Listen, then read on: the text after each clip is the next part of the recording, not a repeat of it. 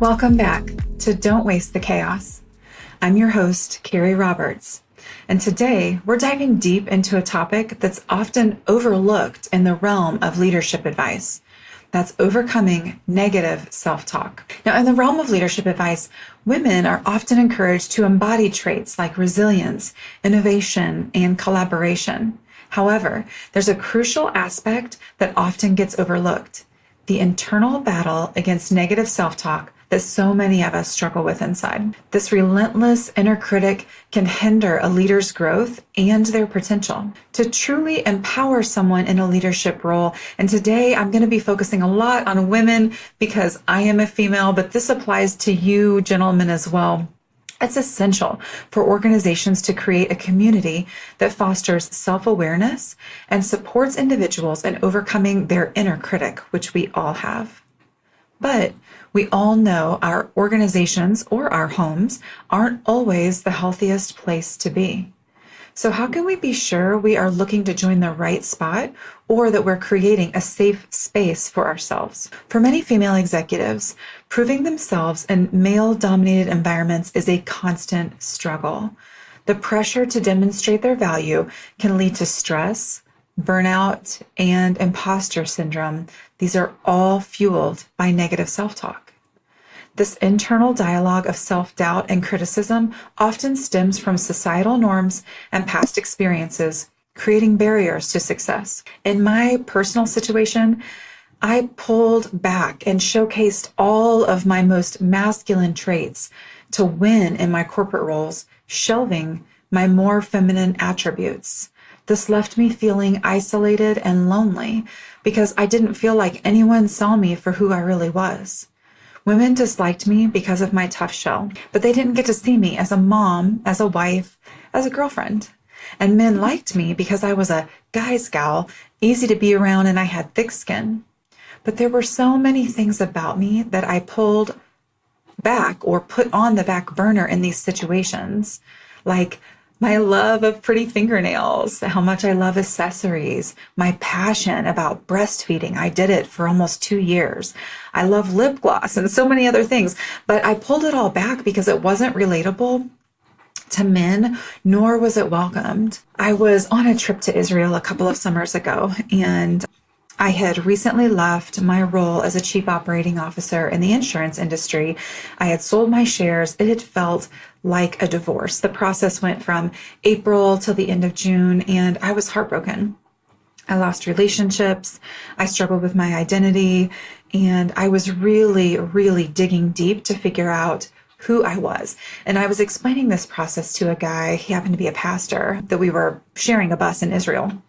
And I was explaining what I was navigating through and how I didn't want to just shelf these feelings. I really wanted to dig in and figure out where they were originating and who I wanted to be in this next season of my career. He recommended a book, Through His Eyes by Jerram Bars. Now, if you've read the About Me page on any of my websites, Salt and Light Advisors, Salt and Light for Women, you'll see that this book ended up being very instrumental in my journey. I went on a silence and solitude retreat a couple of months after I got back from Israel. I was still unemployed and I was trying to decide what I wanted to do next. Did I want to start a business? Did I want to go back into corporate? Did I feel healthy enough to do so? Did I know who I wanted to be or the role I wanted to play when I did that? And so I read this book, and it's essentially a book about how God views women, not how society views women, not how the early church, I'm talking like back in the days where the Bible was recorded, how women were treated in those times. It's truly how God and Jesus and the Holy Spirit, how they interact with women, how they talk about women and discuss women. And I think so many times, I know myself, I was raised in a Southern Baptist church and women did not play leadership roles. And so I never saw myself. I knew I was a natural born leader. I just felt strong in that way. But I never saw myself in any of the women in the church I grew up in because I didn't see them playing leadership roles. So I felt like through my childhood, I didn't belong, that I didn't fit in. I didn't see any of the women, at least the ones that I had access to, even in my community. I grew up in a small community, which ironically I live back in now. But around 500 people, I didn't see women playing the roles that I wanted to play anywhere in my community. So I always had this continual sense that I didn't belong where I was at. And you can imagine, as a child, that's isolating. And essentially, it led me into wanting to flee where I was at. I left for almost 25 years. Now I'm back. But it made me feel alone, and it made me feel unknown, in a lot of ways, unloved, which led me through a ton of therapy that you can imagine. Well, we take these feelings and so many others into the workplace. And whether it's your feelings like me, or your feelings of insecurity because you weren't affirmed as a child, or whatever those things are, we take all of those things into the workplace. And because of that, and so much more, the perpetual stereotypes, the perpetual feelings that other people that you're working with, they haven't dealt with their own crap. And so now you're bringing your stuff in, they're bringing their stuff in. And now, like me, I spent 20 years of my career masking essentially that I was a woman. And I mean, you can look at me and see me. I am obviously feminine in many ways, but in my actions, I just essentially took out as many feminine traits that I could and shelved them. And it really helped me thrive in the corporate setting. But it left me feeling very empty inside, and ultimately led me to this path of discovery, of figuring out who God says I am as a female. And it turns out God says you can be a total boss as a female, you can be a total leader, and that He is the one who gives us those traits. But I took all of that, and that fueled a lot of my personal negative self-talk. And it was perpetuated by being around other people who liked that about me, the fact that I shelved those things that helped me to succeed. And so it just started this journey for me. I don't know what the journey is for you, but there are things from your past, whether it's your childhood past or your work past, or maybe your romantic relationship past as an adult, whatever those things are that are fueling your negative self-talk. We've got to get to the root of those to figure out how to move forward. So fortunately, the journey to conquer negative self-talk does not have to be a solitary one. Organizations can play a pivotal role in supporting leaders through this transformative process. I am a huge proponent of this, but as you can imagine, there aren't a ton of companies that are safe space to do this. However, they all should be, because we're all broken human beings likely navigating these things. So here are 3 steps. If you are a business owner, here's 3 steps that you can take. Or if you're a leader in your organization, a team lead, a supervisor, a manager, a director, a VP, that you can take to help make your organization a safe space for this transformation. We want to promote psychological safety. Now, you might be thinking as a business owner, I have enough to do. I can't be worrying about this. You're going to get the best out of your people if you do, and you're going to retain them longer if you do.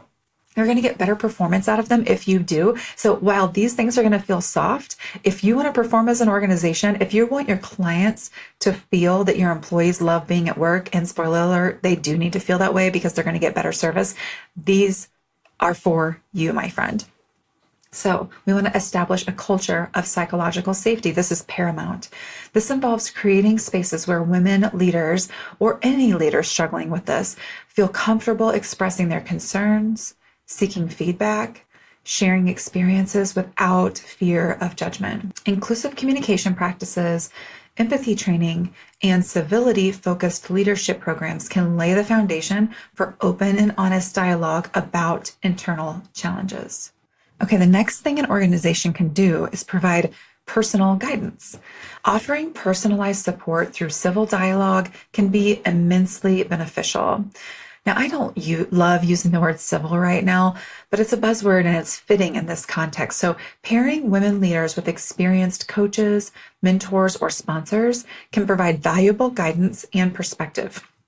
These relationships offer a safe space for reflection and growth, empowering leaders to navigate their inner critic effectively. Now, I had a female leader years ago. I was so excited. It was my first real female leader. I had had an obnoxious, toxic, overt female leader at a healthcare system that I was at when I was finishing up undergrad. Hot mess. She ended up getting fired.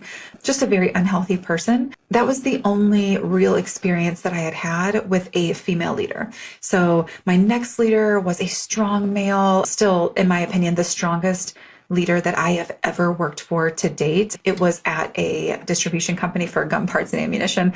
Anyway, he was a naval interrogator and he was tough, but he taught me so much. So my next organization, I am one of the co-leaders of the department. There is no, let's say, executive level leader. So me and this other individual, we report up to the CEO. And I'm thinking, gosh, I have similar skill sets as this guy. I actually have more experience in human resources. I maybe could grow into the senior leader of this organization. Fast forward, I go out on maternity leave, and while I'm gone, I have a meeting with the owner of the company, and he asks me, what my goals and intentions are. And at that time, probably TMI, but I didn't know I was ever going to have children of my own. I married somebody who has 2 children, so I've got 2 stepdaughters. They were 5 and 11 when we got together, and I thought maybe that's what the Lord had planned for me. I had some health issues. I was told I'd probably have to have a surgery before I could get pregnant naturally. And so I had thought maybe God had brought this man to my life with these 2 daughters because this was the path for me when it came to parenting. So I got married and 6 months later was surprisingly pregnant naturally. And I hadn't really thought about it. I hadn't really thought if I would breastfeed. I hadn't really thought if I would get a nanny or go to daycare with the child or stay at home or any of these things. So the owner of the company wants a meeting with me and he asks me what my goals are. And I was honest with him. What you're probably going to hear next is maybe I shouldn't have been honest because I got hurt by that. But I still say, be true to yourself and be honest always. It keeps you on the path that you're supposed to be down. And sometimes the path is painful, by the way. So I told him, I don't know. I never thought I'd have a child of my own or give birth. And so I'm not sure. I'm pretty sure I'm coming back to work, but I don't know exactly what this is going to look like for me. I would like to explore being a senior leader at an organization, but I don't know exactly what my path's going to be. You can probably guess what happened. That organization, while I was gone, ended up finding a senior leader.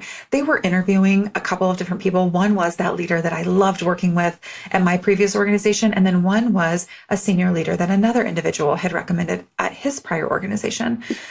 So they ended up choosing the female. And I was so excited. I had never worked for a strong female leader. And this individual had an amazing background, was also in her doctorate program for organizational behavior.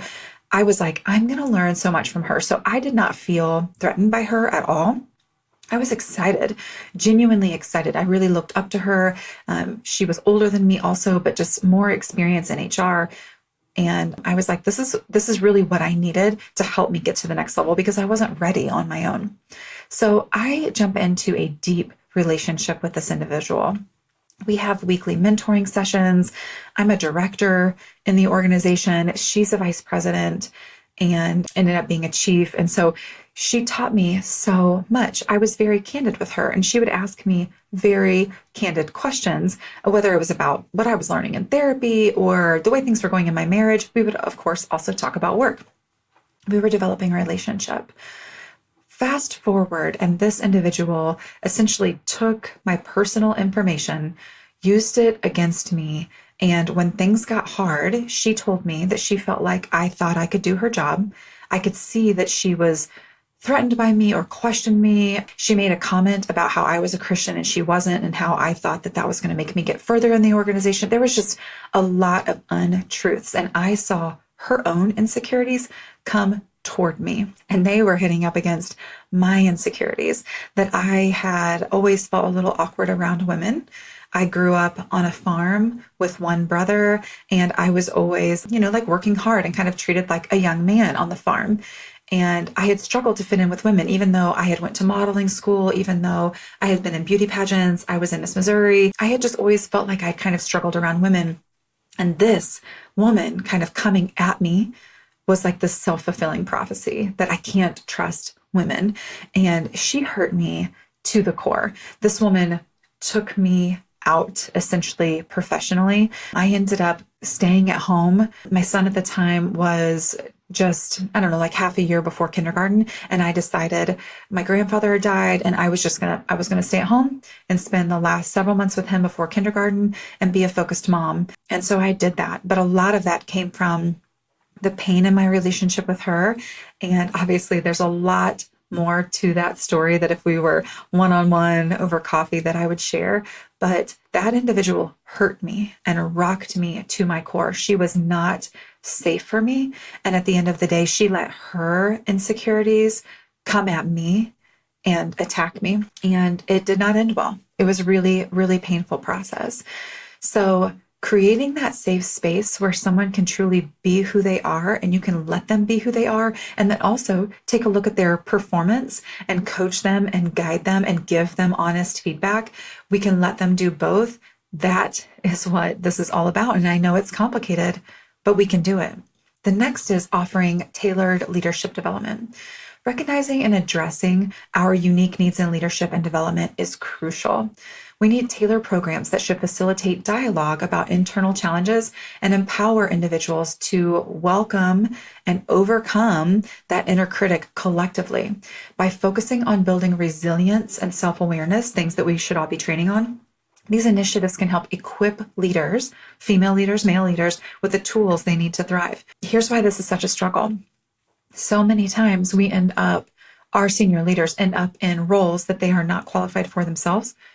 So when they are mentoring those below them, they are not equipped to do so. And if you are a senior leader thinking, crap, yeah, that's me. I'm not equipped to do this. Do the work, friend. You have to do the work. This work is so worth it. And to be honest, just like this female leader hurt me, you are going to hurt other people intentionally or unintentionally. And a lot of times it's unintentionally. We're not trying to let the monster flare, let the red panda out in the workplace, but it happens because we're under pressure. We're under stress ourselves. We're scrutinized. There's milestones. There's goals that we have to hit. And then when we are feeling insecure, we push those on to other people and we hurt them. And a long time ago, I heard a saying in church that hurt people, and help people, help people. And I would say I've heard that in a helpful frame. I've also heard that used in a very negative context because you know what? We're all hurt people and we're all helped people. It kind of depends on the seat we're sitting in that day.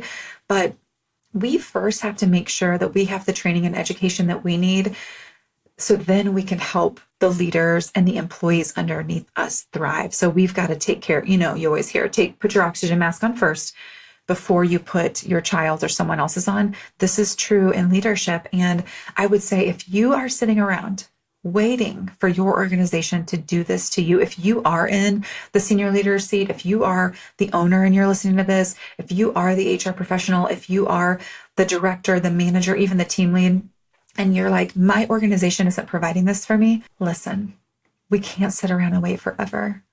We have to take ownership and responsibility for ourselves. I recently had a female business owner come to me. She asked me to lunch. We're girlfriends, so I was super excited to see her and to catch up. And throughout the course of lunch, I realized she was wanting to do business with me. She was wanting coaching and mentoring. I could have cried, honestly, when I heard her admit that. She's a very strong female. I think she's doing a great job. She's done really good things in her business. But she was like, I don't understand the numbers. I'm listening to your podcast, and there are a lot of things that I don't understand. And you're saying the truth with grace, but it's exposing me. And I just wanted to get up from my seat and walk around the table and hug her. I did eventually hug her, and say, good job. You're doing more than what most leaders do by saying, gosh, I have a shortcoming and I'm going to pay to fix it. I'm not going to sit around and wait for somebody else. I'm not going to just hope that I get better at this. I'm going to make an investment in myself and in my business to do this. So I applaud her for doing that. She's getting it for herself, but we also have to make sure our employees are getting what they need. Okay, the next one is that Empowering leaders is not just about outward achievements, it's about nurturing their inner strength and resilience. By fostering a supportive community that tackles negative self-talk head-on, organizations can cultivate a new generation of confident and empowered leaders, especially female leaders. So together we can break down the barriers that hold women back, that hold everyone back, and create a more inclusive and equitable future. I think we've gotten to where when we hear inclusivity, when we hear civility, some of us have gotten this like adverse reaction, like, ooh, gosh, that's talking about other races. Why do we have to talk about that all of the time? And first of all, I would say you need to explore that, like why that's coming up with you.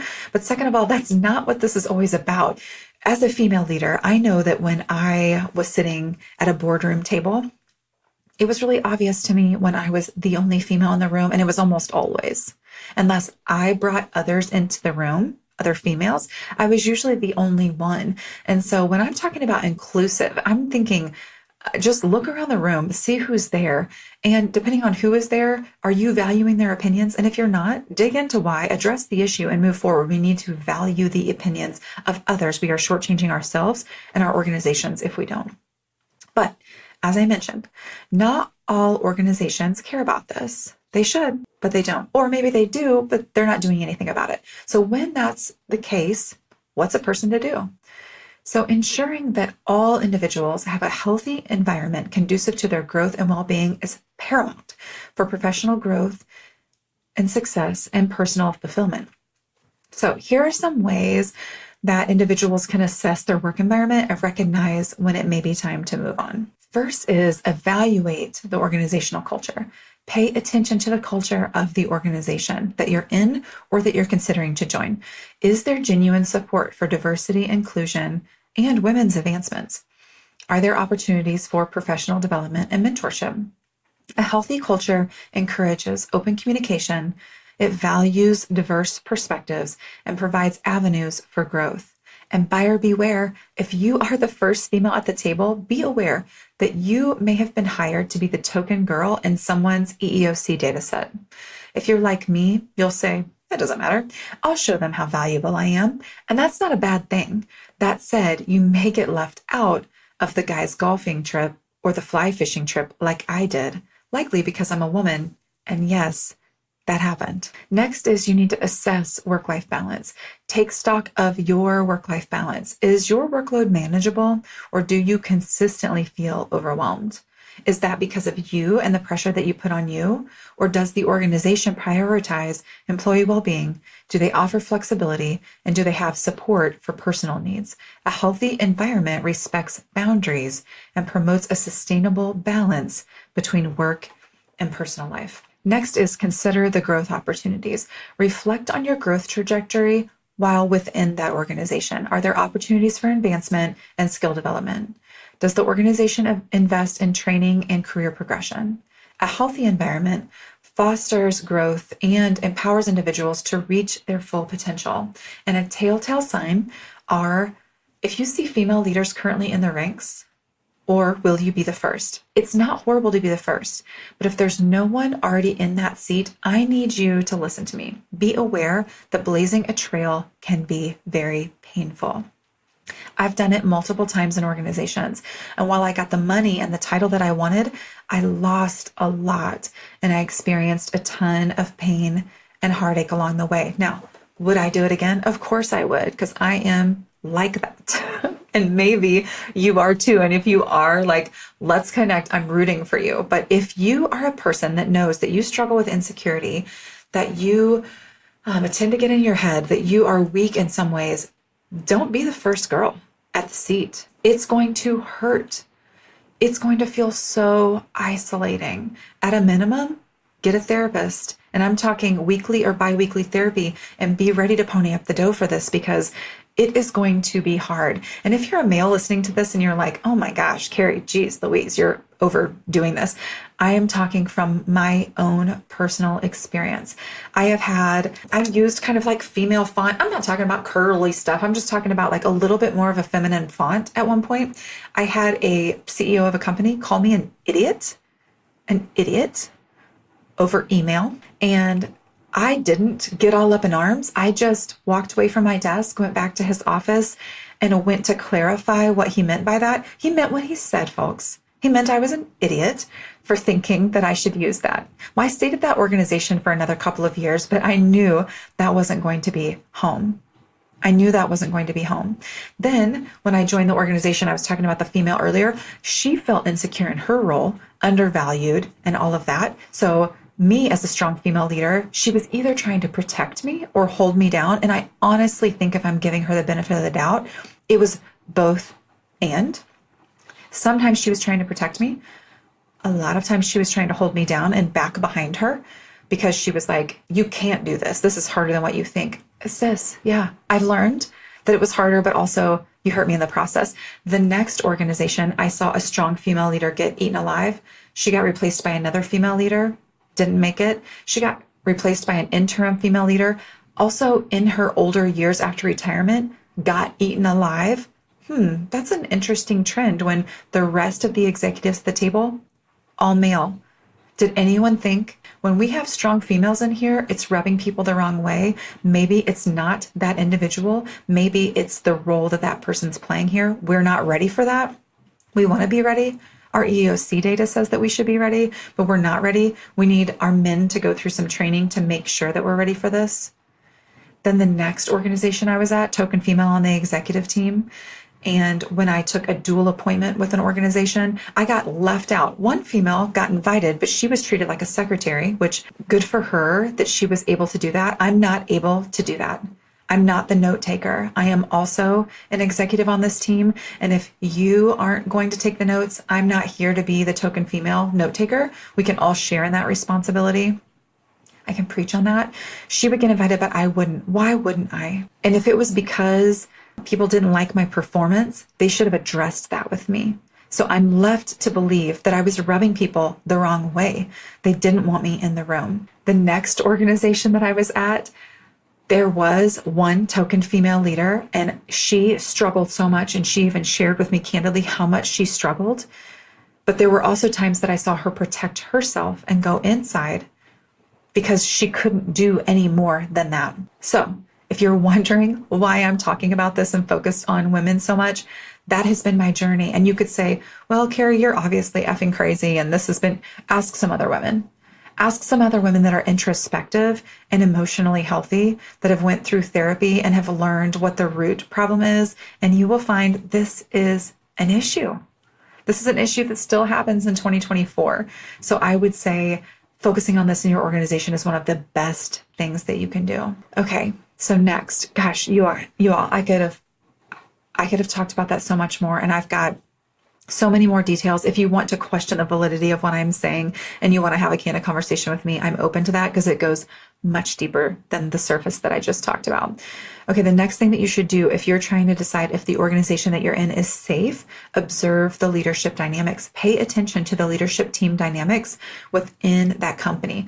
Are leaders supportive? Are they inclusive? Or do they perpetuate a toxic and hostile environment? Do they champion diversity and equitable practices? Strong and ethical leadership is crucial for maintaining a healthy work environment. This isn't about bad intentions. A lot of times, you guys, this may be about ignorance. If you are listening to this right now and thinking, I don't think that's me, but maybe it's me, maybe it is you. We all have things that we are ignorant to. And so you listening to this podcast is going to make you a better leader. And I'm not just saying that because I think I bring value. When you listen and think and try to learn, you're growing. Congratulations. I'm so glad that you do that. A lot of times it's just ignorance. Either way, it's difficult to navigate. So proceed with caution. And again, if you are a senior leader that found your way to the ranks without a lot of this formal education, get some training. Next is monitor your own well-being. Listen to your intuition and monitor your well-being. Do you feel valued and respected, or do you experience constant stress and negativity? I'm going to say something gross. One of the companies that I worked for, they had an office in St. Louis area.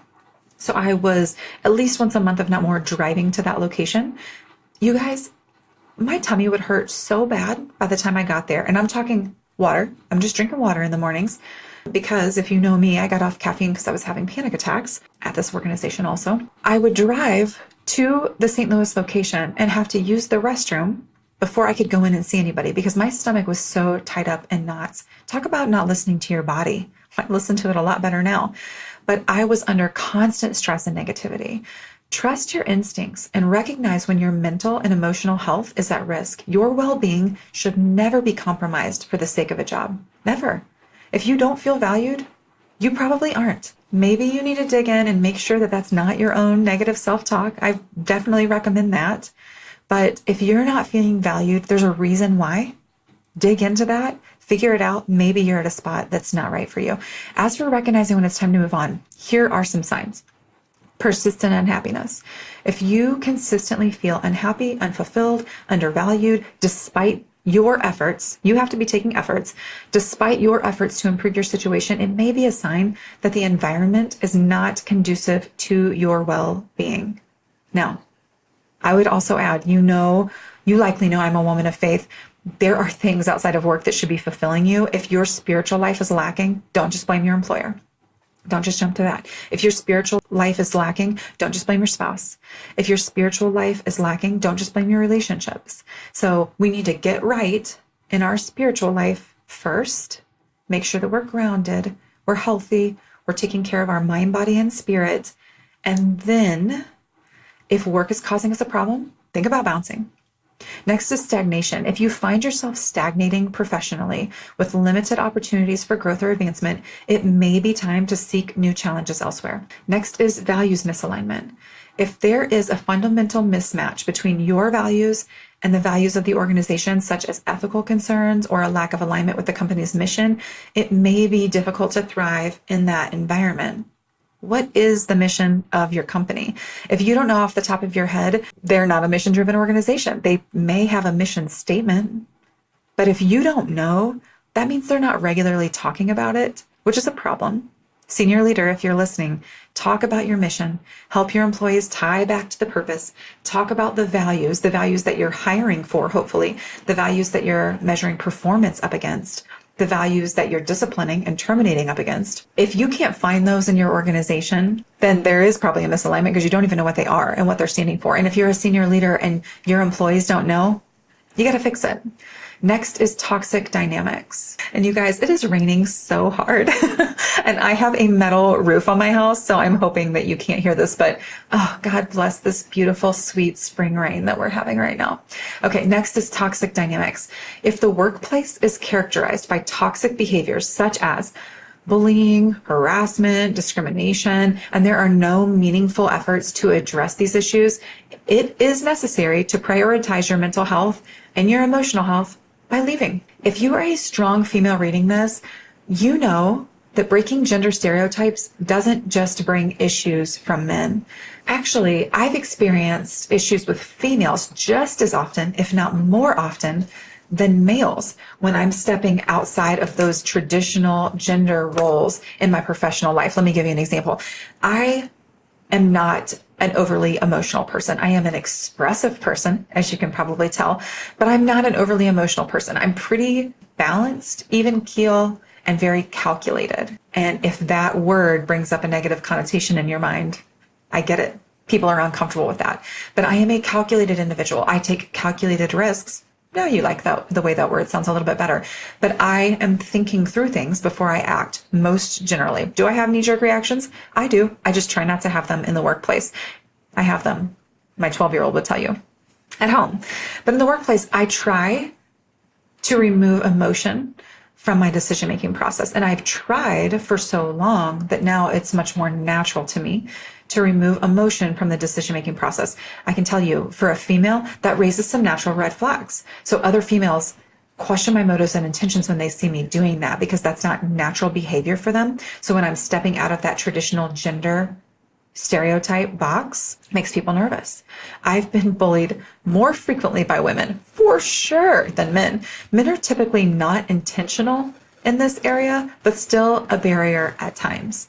And again, with most people, both genders, They're not aware what they're doing. If you have ever said, she just rubs me the wrong way, I'm not quite sure what it is, or he just rubs me the wrong way, can't quite put my finger on it, but something's off. That might be your gut. That person may be a serial killer. But I would challenge you to dig deep. Likely that person has a personality trait that you don't have, that maybe even you want, but you don't have access to. Or you don't know how someone could have that personality trait, like a female who's very, very confident. If you are not as confident and you see a female who's very confident, it's easier to say arrogant, right? Person's arrogant. But maybe that person has done this role over and over again so many times that they are confident in their skills and abilities. I'm just asking you to reflect. And if you're in an environment where other people are refusing to reflect on their own issues, danger. Now, are most people like this? Yes. So before you lose your financial livelihood, think it through, see what you can do to protect yourself, what boundaries you can put into place, and if those are honored, and figure out if you can make it work for yourself. Next is a lack of support. If you consistently have a lack of support from leadership or colleagues, and there aren't efforts to address concerns, or when you try to address concerns, this is met with indifference or resistance, it may be a sign that the environment is not conducive to your success. Ultimately, trusting your instincts, prioritizing your well-being, and recognizing when it's time to move on are essential when navigating your career journey and finding fulfillment in your professional life. I have held on far too long in the past. There are reasons for it. We all have our reasons, but it's a deeper hole to dig yourself out of emotionally in the long run, and your spouse and your kids can feel it too. I can't stress enough how important it is to deeply think about this topic. If there's anything that I can do to help in this area, just reach out. In my two businesses, I've got Salt and Light Advisors. That is HR and people operations consulting. I do executive coaching, leadership coaching, mentoring, coach up or coach out. There's a number of things that I do in this area. I also provide team training. I can be a keynote speaker. And then in my business, Salt and Light for Women, I mentor and coach females professionally and personally on how to reach their goals and how to overcome some of these issues. I'm happy to help in either area. I also very strongly recommend a therapist to address these issues as well and to dig deep. But if we're talking about on the professional side, I'm happy to provide support. You all, overcoming negative self-talk is critical, but also recognizing when it's not just self-talk, it's issues in the organization and toxicity. Both of those go hand in hand. That's why I brought those together in today's episode. I hope this was helpful. I know that self-talk can be chaos in your head. I know that the workplace and bringing everyone's past into the workplace and then trying to navigate that can feel like chaos. I'm asking you to give it a shot. Navigate your own, help your company to navigate theirs, and you can thrive in it as well. Until next time.